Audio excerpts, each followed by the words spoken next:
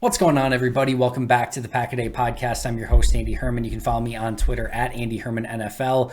Looking forward to today's show. We're going to be going over some potential DB coaches for Green Bay with the exit of Jerry Gray. One little quick tidbit, I guess, today before we get into our main conversation.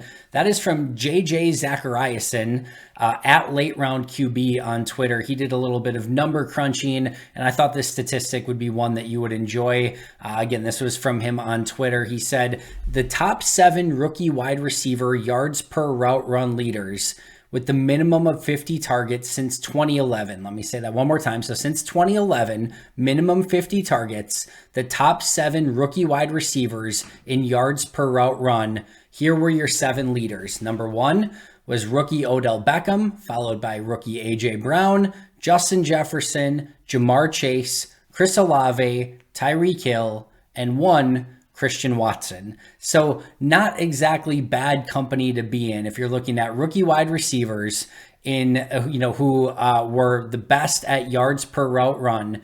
Beckham, A.J. Brown, Justin Jefferson, Jamar Chase, Chris Olave, Tyreek Hill, and Christian Watson. Again, a heck of a group to be a part of. Hopefully, that is a harbinger of things to come for Christian Watson. All right, let's get to our main topic, and that is not necessarily the departure of Jerry Gray, although that's what leads to our topic, which is they have an open DB coach position. And let's just go over a couple things really quick here. If this was an open cornerback coach's job, just like coaching the corners, probably wouldn't be having a discussion today. If this was just a safety position, probably not having a discussion today. If this was just a DB's coach, yeah, maybe we're probably still talking about it and going over some potential candidates, but the candidate list is potentially quite a bit different in that scenario. It's worth noting that Jerry Gray was not just a corners coach, he was the defensive backs coach, and he was the passing game coordinator. So that is a potential really big title for coaches who are interested in being a little bit more involved in the game planning and not just involved in the day-to-day coaching aspects of the position. So it could lend itself to an up-and-coming coach who wants to be a defensive coordinator someday. That's sort of the progression. You become like an assistant DB's coach, then you become a corners coach, then maybe a defensive backs coach, then a defensive backs coach / passing game coordinator, then a defensive coordinator, and then maybe head coach, and so on and so forth. So that's sort of the logical progression here. So Green Bay does have the ability to open up that entire package. They could even add an assistant head coach title to that if they wanted to lure somebody that was really important onto this team. And let's just be real, right? It seems by all indications at this point that this coaching staff is going to remain very much the same. In fact, the only meaningful departure and the only meaningful opening on this entire coaching staff may be Jerry Gray leaving for Atlanta and this specific position opening up.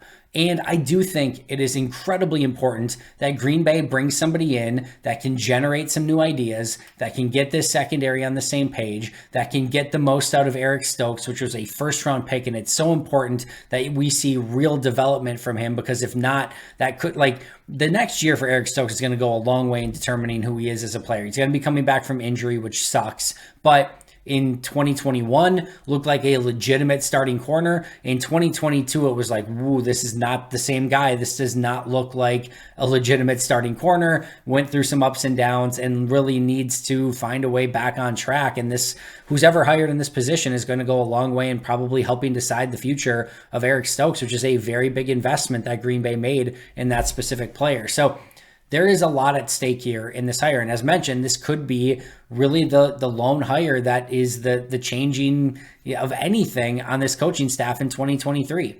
And we saw just last year the difference that a coach can make. And it's not that was a specific coordinator position in Rich Bisaccia, right? But we saw a major difference in how that special teams conducted itself, how they performed out on the field, how this organization took special teams. In the right situation, a right coach, even in a passing game coordinator / defensive backs coach, can make a very big difference on a team. And I think this is a very big hire for Green Bay, and it's one that they really need to get right. The good news, the very good news, is that the list of candidates that could be in play for this is incredibly impressive, and Green Bay should have some really sound options, whether they want to interview a bunch of people, whether they just want to go out and be aggressive and try to find the one guy that they really want. There's a lot of options, and we're going to go through quite a few of them today. And like I said, I think Green Bay is going to feel like they're in a pretty good position with the potential candidates that are out there to interview for this job. Couple things in advance. Yes, I do think that if you bring in a high quality, like somebody that's been a defensive coordinator in the past or has the ability to be a defensive coordinator in the future, that's going to put some pressure on Joe Barry. Don't think that's a bad thing. Don't think that's a bad thing at all. I think if Joe, let's just be real. Joe Barry knows that his job is on the line in 2023. He probably knew it was in 2022, probably saved his job at the end of the year. He knows that if he wants to stay a defensive coordinator, this defense has to perform light years better than they did through the entirety of 2022. Showed some signs at the end, had some favorable matchups, took advantage of it. Now Joe Barry's back, but he's going to know no matter what that the pressure's on in 2023. So if they hire some hotshot defensive, passing game coordinator / DBs coach, I don't think that maybe it does put some pressure on. He's under pressure anyway. So I see that as only a good thing. And having somebody in the room that if things don't go well with Joe Barry, you have somebody now, because I don't see anyone currently on this staff that could potentially be a defensive coordinator moving forward right now. So that is something that they could potentially address and have somebody where if this defense doesn't go well to start the year, you have the opportunity to maybe move in a different direction if you want to go that way. So I don't mind that. The other thing that we have to remember with these candidates is, because I am going to be going over some defensive backs coaches that are currently on teams, currently under contract. I'll get to who in a moment. The rule was changed in 2020 that you no longer have to ask permission from your team to interview for coordinator promotions.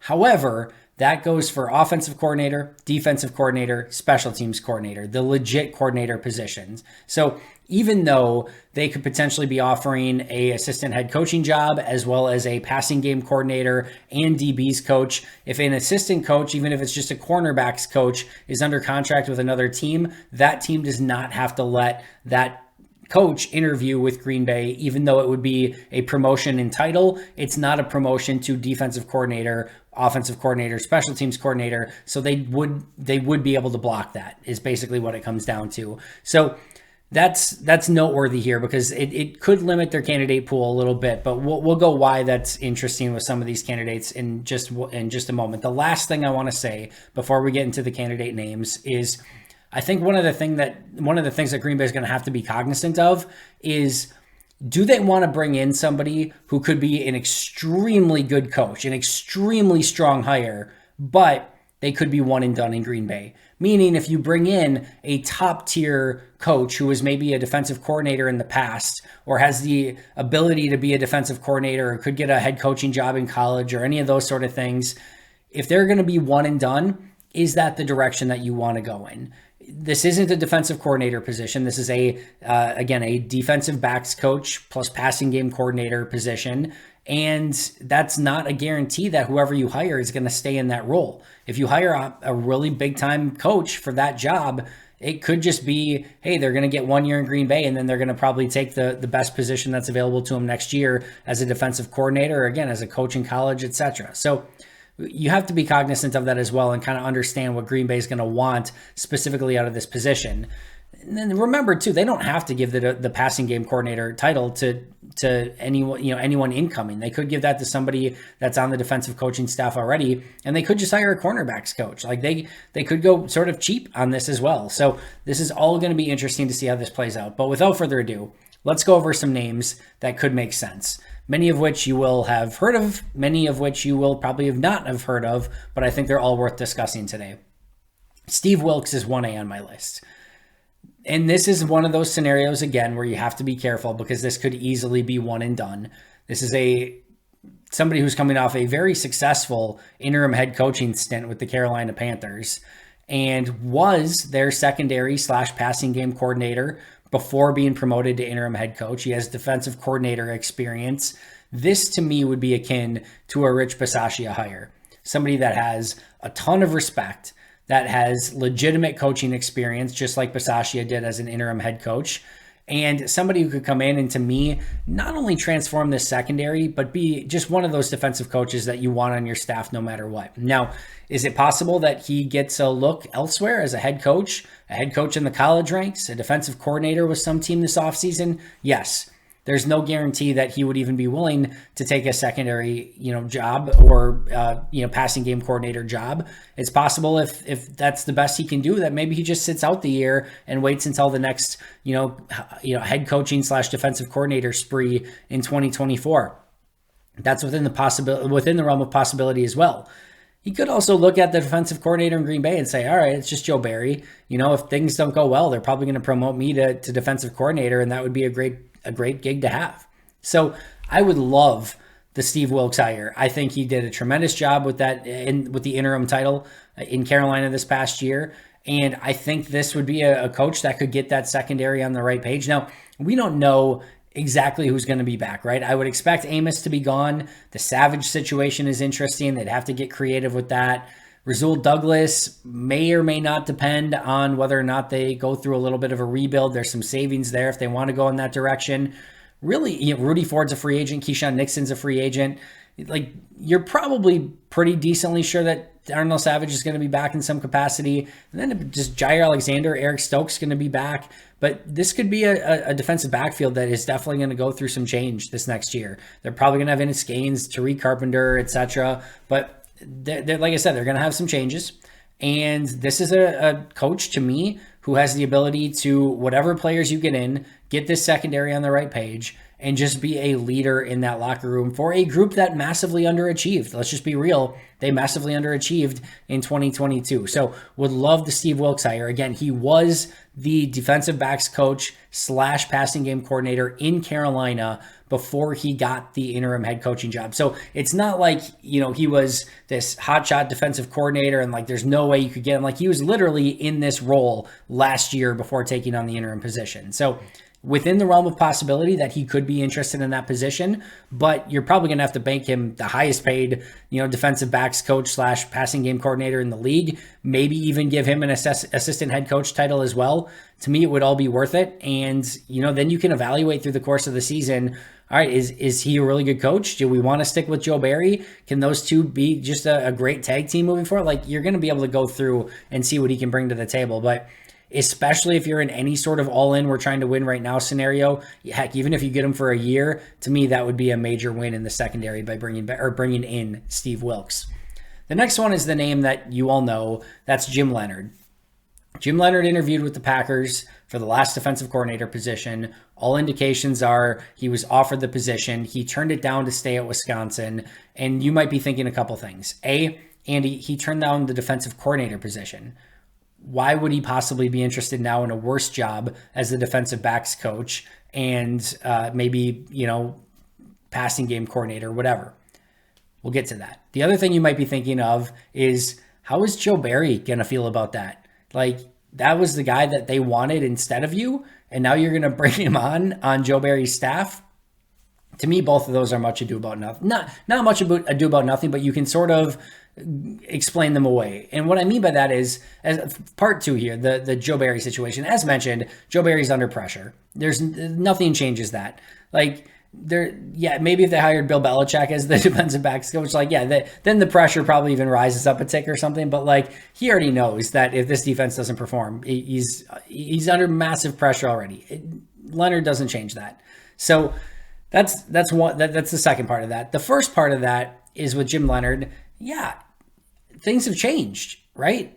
He's not the defensive coordinator at Wisconsin. Remember, he loved Wisconsin. He was super loyal to the University of Madison, and everyone sort of felt at that time that eventually he was going to be the head coach for the Badgers. So taking the defensive coordinator job in Green Bay, while it may have been a step up from a college coordinator to a NFL coordinator, all indications were at that time that he was eventually going to be the future head coach in Madison. So turning down from the place that he loves, the place where he played, and the place where he was eventually going to get a head coaching job to take a lateral move, that didn't make sense for him at the time. And there's a logical reason why he didn't take that position. The thing is, he got his interim opportunity. They didn't bring him back, and now he's without a position. and do a search for Jim Leonard. There was a little bit of talk here and there for maybe a couple different defensive coordinator positions, but nothing that seemingly has come to fruition as of yet. He's on the open market. I'm assuming he would probably like to have a job this upcoming year. So the optics, if you're Jim Leonard and his agent, the optics probably aren't great that you went from a defensive coordinator position or opportunity with the Packers a couple years ago, and now you said no to it, and now you're taking a lesser job with the same team. Maybe Green Bay has some ill will from him turning down the coordinator position. Maybe they weren't too happy about that. I don't know, right? Do I think that this is super likely? I don't. I don't think it's one of those that just is like a perfect match because of him turning down the position in the past and because he was offered the defensive coordinator job and this is a lesser role. But once again, passing game coordinator, maybe you can make him the assistant head coach. Like there's some things that you can do to sort of sweeten the pot. He gets to stay in Wisconsin. I don't think it's totally out of the realm of possibility. And I don't think there's any question in my mind that he would make a phenomenal defensive backs coach / passing game coordinator. You were about to make this guy defensive coordinator 2 years ago. Now you get him on the staff in an assistant head coach / passing game coordinator, defensive backs coach position. This to me would be a no-brainer. If he's interested in it, you bring him in a second. Now, we talked about before, is this a one and done for Jim Leonard? If he gets a head coaching opportunity in the college ranks next year, is he going to leave for it? Yeah, probably. If Alabama or some big time, program calls and says, hey, we've got a defensive coordinator job open, is he going to take that? Yeah, probably. If some team like the Ravens, who he played for, has a defensive coordinator job open next year, is he probably going to take that? Yeah, probably. So this could be a one and done. The optics on it from Leonard's side of things may not be the best. Green Bay maybe doesn't want to bring him in based on the situation where he turned down defensive coordinator. All of those could be possibilities. At the end of the day, he'd make a phenomenal fit for the position. Right now, he doesn't have a job. And if I'm Green Bay, I at least have to make the phone call to see if there's interest there and to see if we can get him in for an interview. So that's where I'm at with Jim Leonard. And again, he's still out there and available. Aubrey Pleasant, defensive backs coach for the Lions last season, ended up getting fired in Detroit. Who hired him? The Green Bay Packers. The Green Bay Packers immediately brought him in as an offensive consultant, former NFL defensive back. Again, was a defensive backs coach. This is a coach who was just considered for defensive coordinator positions a year ago and interviewed for some of those positions. So this is a coach that was thought of pretty highly, in last offseason, the 2022 offseason, and things sort of fell apart in Detroit. And to be fair, that secondary in Detroit was brutal.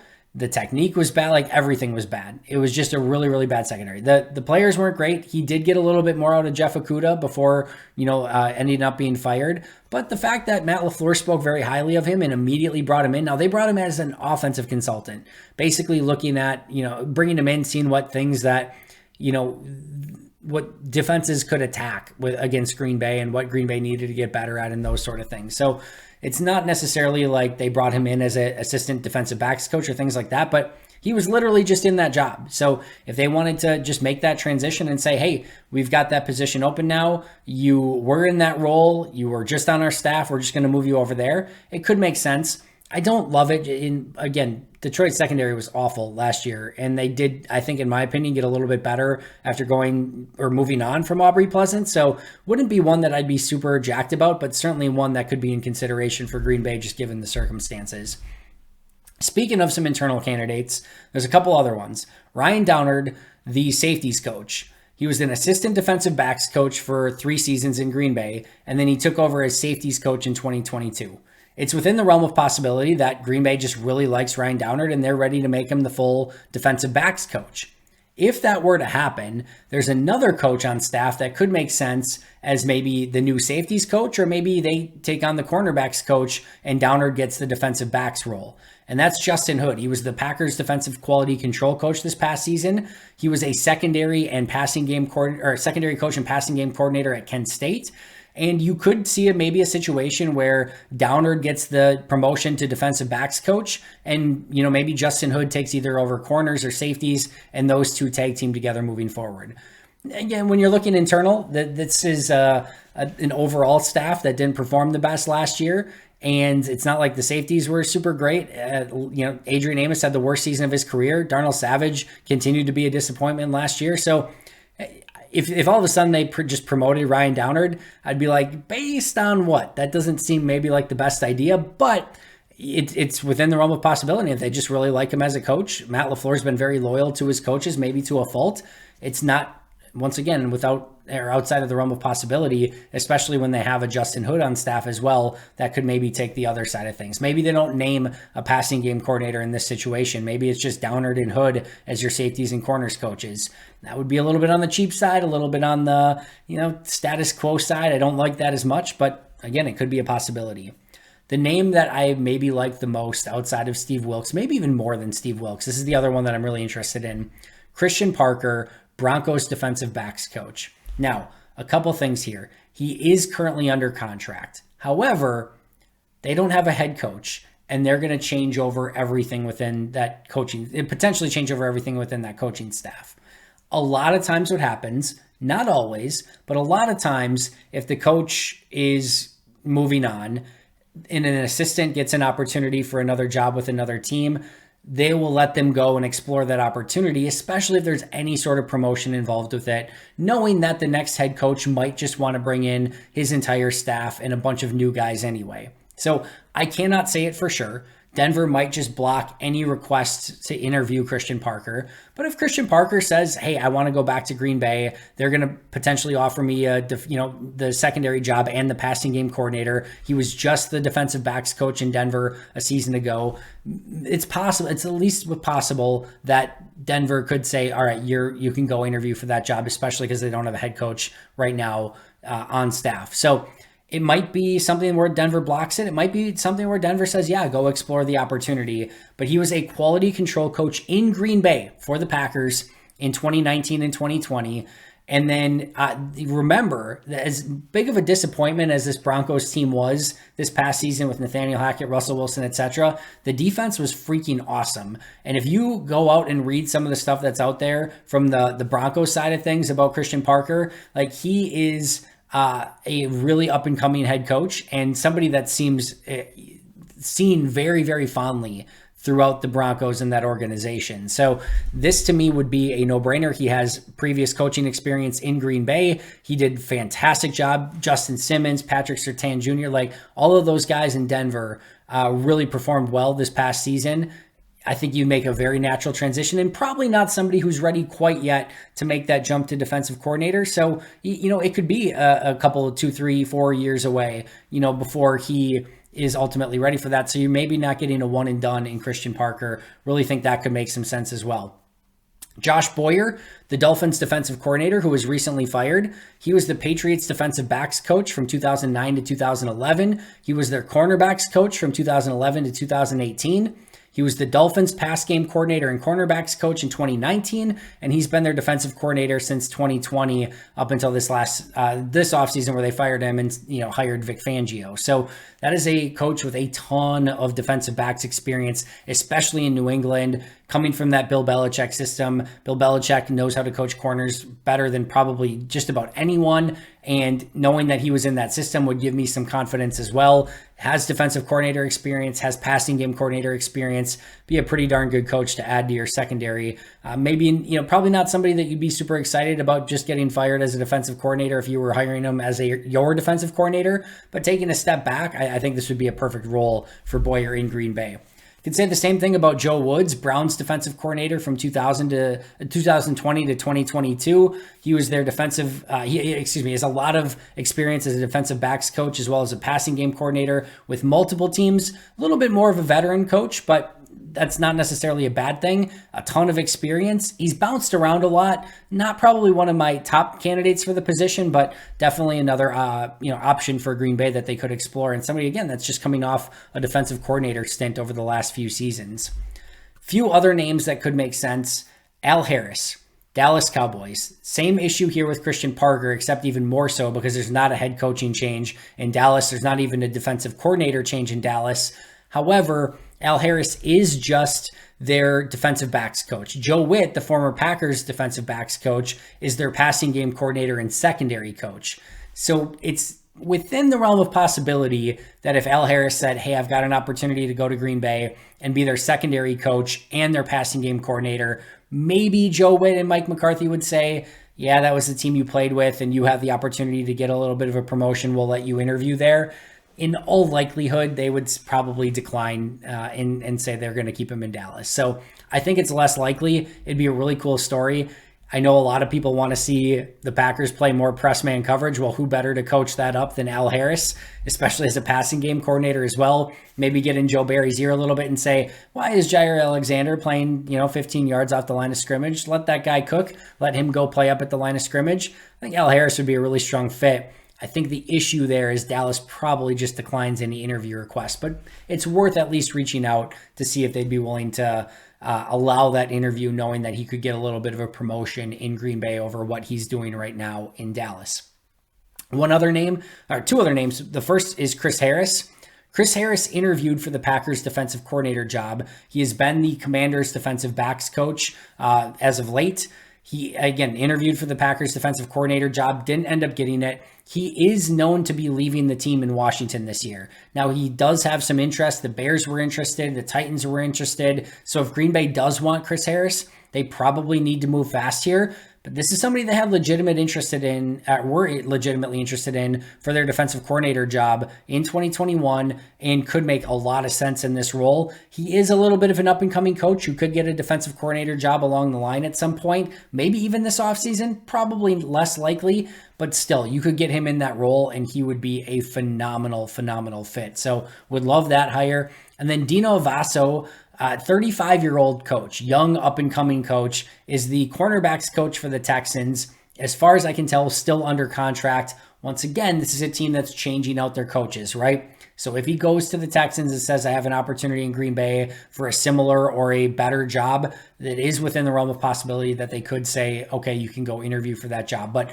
as of right now, is under contract and they could block that. Just usually if a team doesn't have a head coach, sometimes teams will allow those assistant coaches to go interview at other places, but they could think very highly of them and just say no as well. But those are the entire list of coaches that are currently on my list. Just to recap, Steve Wilks, the Panthers' former interim head coach, Jim Leonard, Badgers' interim head coach this past season before they moved on, Aubrey Pleasant, Ryan Downard, Justin Hood, Christian Parker, Josh Boyer, Joe Woods, Al Harris, Chris Harris, and Dino Vasso. So I think there's a lot of opportunity there. All of them could make some sense in Green Bay legitimately. And I'd be very excited for a lot of the guys on this list. Christian Parker, Steve Wilks, Jim Leonard, Chris Harris. Those are probably the top four on my list. I do think Josh Boyer could make some sense as well. But either way, you could not ask for more really good options as an opening for DB coach plus passing game coordinator, maybe assistant head coach could be added to that as well. But a lot of really good options out there, and hopefully Green Bay can find the right one and start getting this secondary turned around. That's going to do it for me today. Appreciate you joining me. I'll be right back here tomorrow. But until next time, and as always, go Pack Go.